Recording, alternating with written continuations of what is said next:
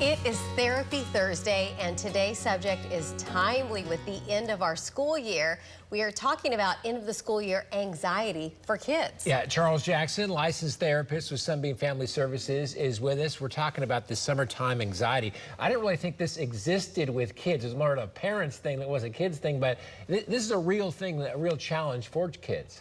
Yeah, it is. When you think of that last day of school and that final bell rings, you think of fun, excitement, school's out, but for some it can be quite anxiety-provoking.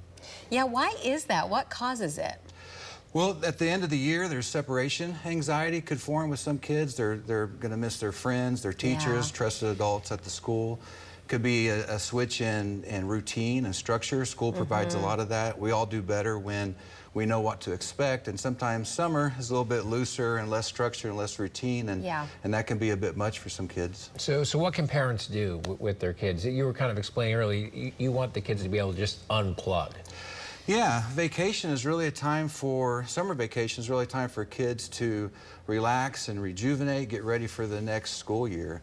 They're kids, they're not little adults, and so they need that. And so one thing to avoid is overscheduling. You don't have to accept every invitation, you don't have to go to every camp. And I'm not saying you don't want to do that, but when you do, be intentional. Check in with your child, get their input as much as you can. Yeah, and also we're talking about screen time and your sleeping habits. Talk about how that plays into it. Absolutely. A lot of time kids might think it's summertime, I'm just going to be on the iPad all day or whatever screen they have. And, you know, if you can avoid that as much as possible, it's going to go a long way in promoting their well-being. And sleeping and eating the same way. A lot of times you stay up late, or you know, you're sleeping and eating gets off track. But if you can maintain that schedule, maintain that boundary as much as you can, it's going to go a long way, not only their physical health, but their mental health as well. I was talking about like maybe some summer goals, like maybe you want, hey, read this book this summer or read a couple books, whatever it is. And you're saying, well, you can do that, but maybe just kind of let them be kids.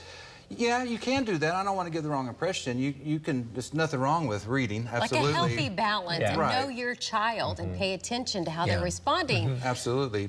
Be intentional and check in with them, and have goals. That's great, but you know, 2 books, maybe not 100 books. Yeah, and I see on your notes you say include them in the plan making. So like maybe you would say, would you like to learn how to do this and read this kind of book or this? I mean, like that could be an example. Yeah, absolutely. When I said earlier, you know, we like to know what to expect, and so if you have trips planned or summer activities, include them in the planning. Help them get them to help you pack or help plan for it.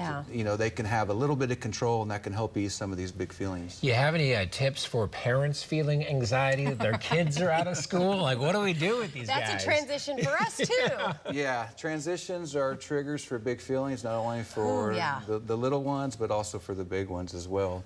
Yeah, all right. Charles, we appreciate it. Thank you very much. Thanks for being here. Thank you so much. Okay, happy transitioning to us. If you'd like to learn about Sunbeam Family Services, visit their website. We have all that information there on our screen.